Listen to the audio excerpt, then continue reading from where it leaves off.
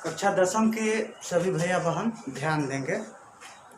मैं आचार्य अमित कुमार सिंह, सरस्वती विद्या मंदिर, एक बार पुनः मैं आपकी कक्षा में विषय सामाजिक विज्ञान को लेकर उपस्थित हूँ। और आज की कक्षा में सामाजिक विज्ञान के अंतर्गत मैं आपको बताने वाला हूँ नागरिक शास्त्र में पाठ 2।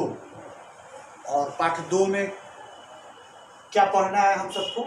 संघवाद, फेडरलिज्म।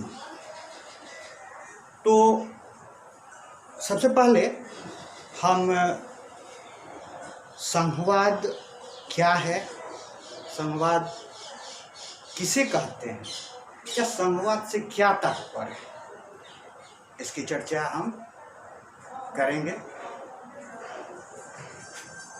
संघवाद जो है, फेडरलिज्म,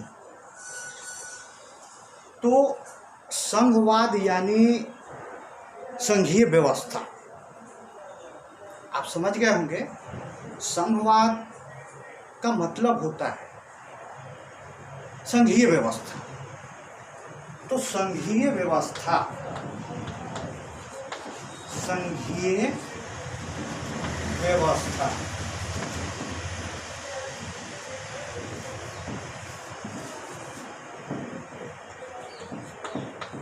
संघीय व्यवस्था। अब ये संघीय व्यवस्था क्या है? तो यह ऐसी व्यवस्था है जिसके अंतर्गत 2 या 2 से अधिक स्तरों की सरकारें होती है। 2 या 2 से अधिक स्तरों की सरकारें होती हैं संघीय व्यवस्था में। तो 2 या 2 से अधिक स्तरों की सरकारें, एक संघ सरकार, या इसे हम कहेंगे केंद्र सरकार, केंद्र सरकार। दूसरे स्तर की सरकार हो गई राज्य स्तरीय सरकार या प्रांतीय सरकार, राज्य सरकार या प्रांतीय सरकार, प्रांतीय सरकार। और तीसरे स्तर की बात हम करते हैं, अर्थात स्थानीय स्तर पर। तो स्थानीय स्तर पर सुव्यवस्था बनाए रखने के लिए स्थानीय सरकारें होती है। जैसे ग्रामीण स्तर पर हम बात करें तो पंचायती राज व्यवस्था, शहरी क्षेत्रों की हम बात करें तो नगर निगम और नगर पालिका की व्यवस्था। तो तीसरे स्तर की सरकार में स्थानीय स्तर की सरकार, स्थानीय स्तर की सरकार। तो यहाँ ये बात स्पष्ट हो गई कि जो संघ सरकार है, संघीय व्यवस्था के अंतर्गत जो संघ सरकार होती है, तो शासन की सर्वोच्च शक्ति जो होती है वह संघ सरकार या केंद्र सरकार में और उससे संबंधित जो सरकार के अंग होते हैं या इकाइयां होती हैं उनमें बटी होती है। अब जैसे कि सरकार के अंग हैं कार्यपालिका, विधायिका, कार्यपालिका और न्यायपालिका। तो संघ सरकार के अंतर्गत इस व्यवस्था में सर्वोच्च सत्ता निहित होती है और साथ ही साथ सरकार के जो विभिन्न अंग है, विभिन्न इकाइयां हैं, उसमें शासन की शक्तियों का विभाजन होता है विधायिका, कार्यपालिका और न्यायपालिका में। राज्य स्तर की जो सरकार है या प्रांतीय स्तर की जो सरकार है वह राज्य स्तर पर शासन व्यवस्था को सुव्यवस्थित ढंग से संचालित करती है। और जैसा कि मैंने बताया स्थानीय स्तर की सरकार के बारे में कि स्थानीय स्तर की सुव्यवस्था को बनाए रखने के लिए स्थानीय स्तर पर सरकार की व्यवस्था की गई होती है।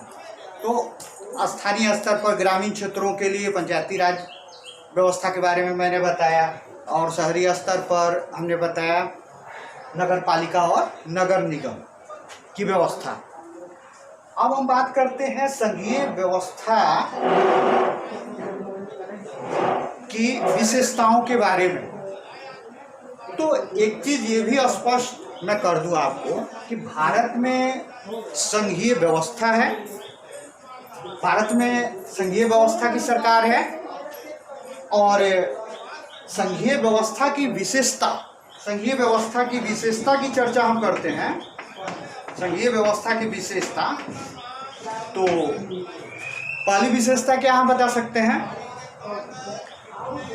पहली विशेषता हो गई, जैसा कि संघीय व्यवस्था के बारे में हमने स्पष्ट किया, पहली व्यवस्था हम कह सकते हैं क्या कि इसमें 2 या 2 से अधिक स्तरों की सरकार होती है। 2 या 2 से अधिक स्तरों की सरकार होती है, पहली विशेषता हो गई।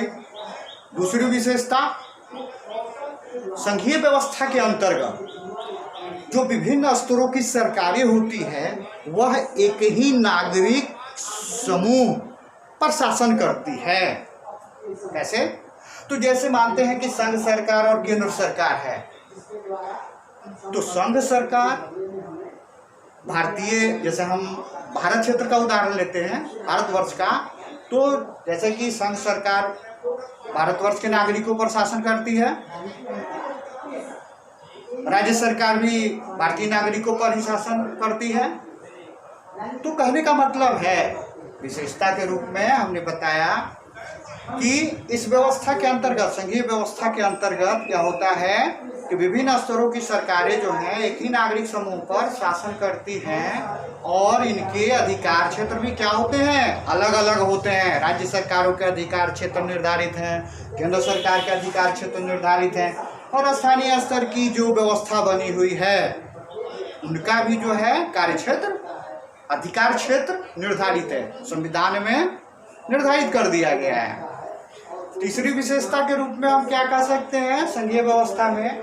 तो तीसरी विशेषता है कि संघीय व्यवस्था के अंतर्गत एक स्वतंत्र न्यायपालिका की व्यवस्था है, और उस न्यायपालिका की व्यवस्था जो बनी है स्वतंत्र न्यायपालिका की, वह स्वतंत्र न्यायपालिका का क्या कार्य होता है? अगर विभिन्न स्तरों की सरकारों के बीच कोई विवाद उत्पन्न हो जाए तो वह उसको सुलझाती है, उन विवादों को।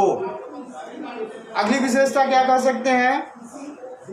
अगली विशेषता के रूप में हम संघीय व्यवस्था के रूप में हम कह सकते हैं कि संघीय व्यवस्था के अंतर्गत क्या होता है कि जो विभिन्न स्तर की सरकार है, अब जैसे केंद्र सरकार है और राज्य सरकार है, तो इसमें क्या होता है कि इनके राजस्व के क्षेत्र भी निर्धारित हैं अलग अलग। अब जैसे कि केंद्र सरकार या संघ सरकार के जो निर्धारित आय के स्रोत है, राजस्व के जो स्रोत हैं, तो आयकर हो गया, संपत्ति कर हो गया, ठीक।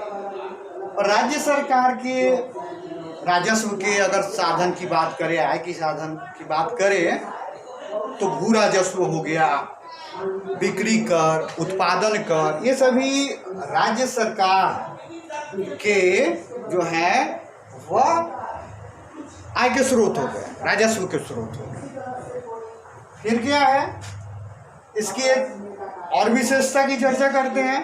तो संघीय व्यवस्था में क्या होता है कि संविधान के जो मौलिक प्रावधान हैं, जो मूल या महत्वपूर्ण जो प्रावधान है, नियम कानून है, उसमें अगर बदलाव की सरकार अगर बदलाव के बारे में सोचे तो कोई एक स्तर की सरकार उसमें बदलाव नहीं ला सकती है।